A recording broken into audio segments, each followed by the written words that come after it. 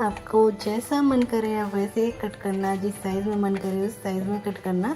मैंने यहाँ पर रफली ऐसे ही कट कर लिया जो मेरा मन किया। और यहाँ पर मैंने लिया है दही, तो दही मैंने 1 कप लिया है और पनीर था हमारा 250 ग्राम। यहाँ पर मैंने 1 स्पून मस्टर्ड ऑयल लिया है और साथ में ली है रेड चिली। ये कोरिएंडर पाउडर है, मतलब धनिया। हल्दी के बाद मैंने इसमें ऐड किया है नमक के बाद मैंने इसमें ऐड किया है चाट मसाला के बाद मैंने इसमें काली मिर्च, और काली मिर्च के बाद मैंने गरम मसाला डालकर इसको अच्छे से मिला लिया है। अच्छे से मिला लेना है इसको। आप चाहें तो विस्क का भी यूज़ कर सकते हैं, मैंने स्पून का यूज़ किया है मिलाने के लिए। तो देखिए ये अच्छे से मिल चुका है। अब हम इसमें ऐड करेंगे जो हमने पनीर कट किया था वो, और इसको रख देंगे। इतने हम बाकी की तैयारी कर रहे हैं ना, सिर्फ इतनी ही देर रखना है, कुछ ज़्यादा देर नहीं रखना है कि पहले से आपने बनाया और फिर रख दिया, ऐसा कुछ नहीं करना है। आप सेम टाइम बनाइए और सेम टाइम बस इतना ही रख दीजिए कि आप बाकी की प्रिपरेशन कर सकें। यहाँ पर मैंने लिए हैं ऑनियन, मतलब प्याज, और प्याज को मैंने लंबा लंबा कट कर लिया है। साथ में मैंने टमाटर भी लिए थे और उनको भी मैंने लंबा लंबा कट कर लिया है। आप चाहें तो फाइन चॉप भी कर सकते हैं, आप चाहें तो राउंड शेप में भी कट कर सकते हैं, जैसा आपका मन करे वैसा कट कर सकते हैं। बस मैंने यहाँ पर लंबा लंबा कट किया है। और वीडियो ज़्यादा लंबी ना हो इसलिए मैंने यहाँ पर जो स्पीड थी 4x बढ़ा दी है। इसलिए आपको लग रहा है कि ये जल्दी जल्दी कट कर रही है, जल्दी जल्दी कट नहीं कर रही हूँ, कट आराम से कर रही हूँ, बट जो स्पीड थी वो 4x थी। और यहाँ पर मेरा खुल गया है खजाना, मतलब खड़े मसाले का खजाना, जिसमें मैंने ली है बड़ी इलायची और सिर्फ 2 छोटी इलायची ली थी, 3 आ गई थी, मैंने वापस रख दी थी 1। और यहाँ पर मैंने फूल वाली क्लोव लिए, मतलब लौंग लिए, और मेरा खजाना बंद कर दिया मैंने ताकि कोई चुरा ना सके।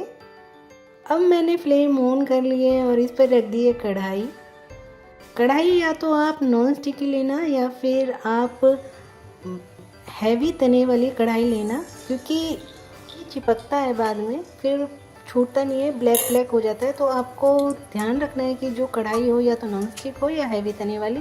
तो सबसे पहले मैंने इसमें डाल दिया बे लीफ, तेज पत्ता, और बाकी जो मैंने खड़े मसाले लिए थे वो डाल दिए। उसके बाद मैंने इसमें ऑनियन डाल दी। ऑनियन को मैंने थोड़ी देर सौटे कर लिया, ज़्यादा नहीं पकाना है क्योंकि पनीर के साथ फिर ये आसानी से पक जाएगा। यहाँ पर सौटे करने के बाद मैंने इसमें जब मुझे लगा कि ये हो गया है, फिर मैंने इसमें टमाटर ऐड कर दिए। टमाटर को मैंने थोड़ी देर ढक के पकाया था, पहले मैंने अच्छे से मिलाया, फिर उसके बाद इसको मैंने ढककर पका लिया। ज़्यादा नहीं पकाया था, सिर्फ 5-6 मिनट पकाया था और टमाटर हमारे सॉफ्ट हो गए थे। इतने ही पकाने हैं, ज़्यादा नहीं पकाने। तो देखिए टमाटर सॉफ्ट हो गए हैं और ऑनियन भी थोड़ी सी पक चुकी है। अब इसको आपको थोड़ा सा चलाकर इसमें जो हमने पनीर डाला था वो ऐड कर देना है। तो पनीर को आपको हल्के हाथ से ही डालना है क्योंकि पनीर सॉफ्ट होता है। अगर आप टाइट से उसे डाल दोगे तो पनीर क्या है, बिखर जाएगा। और यहाँ पर हल्के हाथ से ही इसको मिलाकर अच्छे से ढककर रख देना है। आपको ढककर इतना पकाना है कि ये बिल्कुल टिक्का टाइप में हो जाए, जैसे टिक्का हमारा होता है ना, ड्राई टिक्का, इस टाइप का। अब यहाँ पर मैंने जो हमारी कढ़ाई थी मैंने शिफ्ट कर दी थी क्योंकि दूसरी कढ़ाई पे मुझे और कुछ काम करना था। यहाँ पर मैंने ऑनियन कट कर लिए, फाइन चॉप कर लिए। आप चाहें तो चॉपर का भी यूज़ कर लेना, लेकिन मैंने सिर्फ नाइफ से ही इसको कट कर लिया। और जो हरी मिर्च थी उसको लंबा लंबा काट लिया है। यहाँ पर मैंने कुकर लिया है, कुकर को मैंने गैस पर चढ़ा दिया है और इसमें मैंने ऐड किया है ऑयल। तो आप अपने अकॉर्डिंग ऑयल डाल सकते हैं, आप कम भी डाल सकते हैं, ज़्यादा भी डाल सकते हैं, लेकिन मैंने यहाँ पर 2 चम्मच ऑयल लिया था। आप इस पर मत जाना कि ये बहुत ज़्यादा लग रहा है। एक्चुअली क्या है कि जो कुकर है वो छोटा है और जो वीडियो थी वो बहुत धीरे थी, तो आपको लग रहा था काफ़ी देर तक ये डाल रही है। यहाँ पर मैंने ली है दालचीनी, एनाइल फ्लेवर लिया है, थोड़ा सा जीरा, और फिर उसके साथ मैंने डाल दिए प्याज और हरी मिर्च। अब मैंने इसको इतने पकाया है कि इसमें इसका रंग थोड़ा सा चेंज ना हो जाए, ज़्यादा आपको चेंज नहीं करना है, वो जल जाएगी। तो देखिए इस स्टेज पर मैंने इसमें टमाटर पेस्ट डाल दिया है। अब हल्दी डाल दी है, मिर्च डाल दी है, धनिया डाल दिया है, नमक डाल दिया है, और इसको मैंने मिला दिया है। इसको इतने पकाया है कि इसमें तेल ना छोड़ दिया हो। तेल इसमें छोड़ दिया था, फिर मैंने इसमें कश्मीरी मिर्च डाल दी थी और ये चना मसाला था जो मैंने इसमें डाल दिया है। आपके पास हो तो डाल सकते हैं, नहीं तो आप इसकी जगह गरम मसाला भी डाल सकते हैं। और ये मैंने 4 से 5 घंटे के लिए छोले भिगो दिए थे। बॉयल छोले नहीं है, भिगे हुए छोले हैं, और उनको ही मैंने डायरेक्ट मसाले में डाल दिया।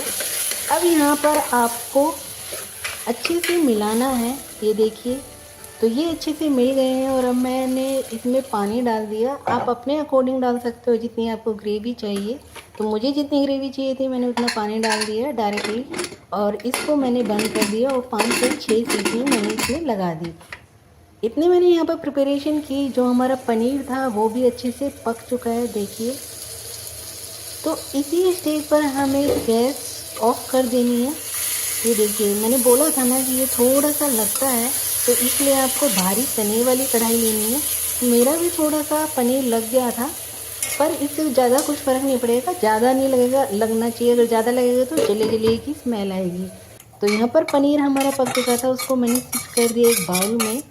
और इसी कढ़ाई में मैंने दूसरी चेंज नहीं की, इसी कढ़ाई में, और ना ही मैंने इसको वॉश किया। इसमें मसाला था, तो इसी कढ़ाई में मैंने जो हमारे राइस थे वो डाल दिए। तो मैंने एक बाउल राइस लिए हैं, आप अपने घर के अकॉर्डिंग ले सकते हैं। इसी के हिसाब से आप पनीर की भी क्वांटिटी कम ज़्यादा कर सकते हैं। मैंने पानी डाल दिया, सॉल्ट डाल दिया और 1 चम्मच डाल दिया देसी घी, क्योंकि मुझे खिले खिले राइस चाहिए। और इसमें ही मैंने इसको ढककर पका दिया। आप चाहें तो कुकर में भी पका सकते हैं, 1 सीटी लगाकर कुकर में सीटी ना निकालिएगा तो आपको खिले खिले राइस बनेंगे। यहाँ पर मैंने फ्लेम ऑन कर दी और इसको रख दिया।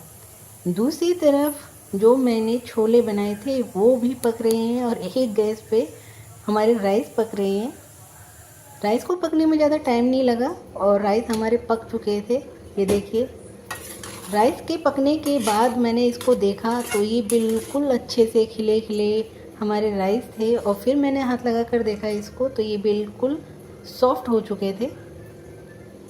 अब मैंने इसको फ्लेम से उतार लिया और यहाँ पर जो हमारा पनीर था उसमें से मैंने आधा पनीर एक दूसरे बाउल में शिफ्ट कर लिया और आधा पनीर जो था मैंने इसी बाउल में रहने दिया। उसकी एक लेयर सी बना ली अच्छे से। तो ये देखिए, पनीर की लेयर लग चुकी है और अब मैं इसमें लेयर डालने वाली हूँ राइस की। तो आप चाहे नीचे राइस रखें, आप चाहे नीचे पनीर रखें, लेकिन बाउल में पनीर था पहले, तो इसलिए मैंने नीचे पनीर ही रखा है। और इसमें मैंने लेयर जो राइस हमने बनाए थे उसकी लेयर लगा दी थी। और ये देखिए, बिल्कुल अच्छे से मैंने ढक दिया था पनीर। उसके बाद जो हमने पनीर निकाला था उसकी एक लेयर मैंने ऊपर बिछा दी थी। और ये क्वांटिटी 3 से 4 लोगों के लिए सफिशिएंट है। और यहाँ पर मैंने दूसरी लेयर लगा दी थी राइस की। देखिए, इसको भी मैंने अच्छे से फैला दिया था ताकि पनीर दिखाई ना दे। और अब मैंने इसमें ऊपर से तड़का डाला था। तड़के के लिए मैंने घी लिया था 2 स्पून और उसमें मैंने लाल मिर्च डाल दी थी।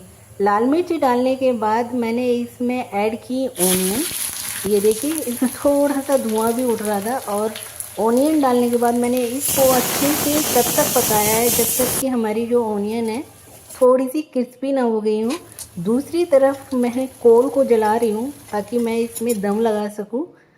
और ये देखिए, ये हमारा तड़का तैयार हो गया था और इसको मैंने फैला दिया था।